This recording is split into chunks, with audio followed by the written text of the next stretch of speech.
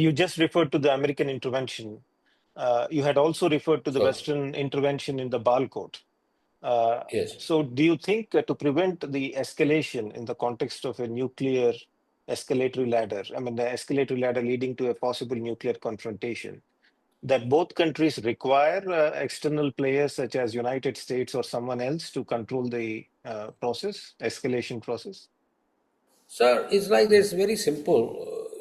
Firstly, when you start touching the nuclear threshold scenario, then we are entering into a domain where nuclear use can happen on based on misperceptions or inadvertentness. So misperceptions can push the agenda. Now, in this case, reportedly, in fact, what has happened even in the case of Balakot, I'll go to stick to Balakot. The information received was that moment the Nuclear Command Authority met, they enhanced the level of alert status. When you enhance the level of alert status, it is certain communications get charged up that are picked up. Some weapons come out of their shelters, and there is a dispersal starts taking place of. And more importantly, there are other parameters like in spurt in electric supplies and other elements. There are multiple reasons we can pick them up. So those movements start giving an impression that you are moving towards a nuclear threshold. Now, here is a problem area.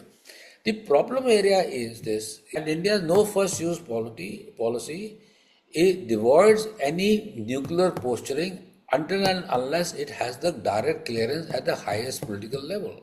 So it's a politically controlled element. But in Pakistan, although technically on the employment committee, the Prime Minister of Pakistan is the head, but the real boss is always the army chief. And we now have somewhat of a army chief who, I wouldn't say rogue, but slightly a very, very Islamist in his mind and a very rigid man who is able to do any take incalculable steps for various reasons, particularly internal control, etc., to escalate the situation. And here again, like in that case, they had openly declared the weapons had been deployed and it put on the panic button on everybody. Here again, it appears that the first and the second rung of alert status had been crossed and Pakistani weapons were being asked to get ready and those intercepts were picked up. And that's where, hey, you can't go down that way. You can't go around using nuclear weapons. But it's not that you use a nuclear weapon against India. You nuclear weapon in an area, and the kind of effects of nuclear weapons will not only have on India, it will have on the neighboring countries, Afghanistan, it will have in China, it will have in, depending on how it is used, it might have an effect in the sea. So, you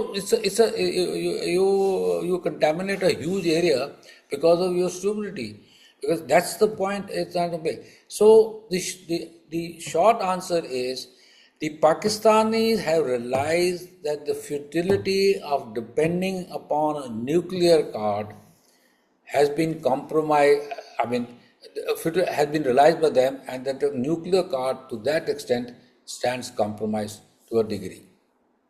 Not that it will stop them from posturing, but the Indian political establishment now understands that behind this posturing, how much is the intent and how far will the Pakistani go. Again, in any escalation control or understanding of escalation management, it will be a very serious political cause that the two Indian establishment will have to take. But fundamentally, the Indian establishment start point would be that it will be very difficult for Pakistan to cross the nuclear threshold and start using nuclear weapons, even low yield tactical nuclear weapons.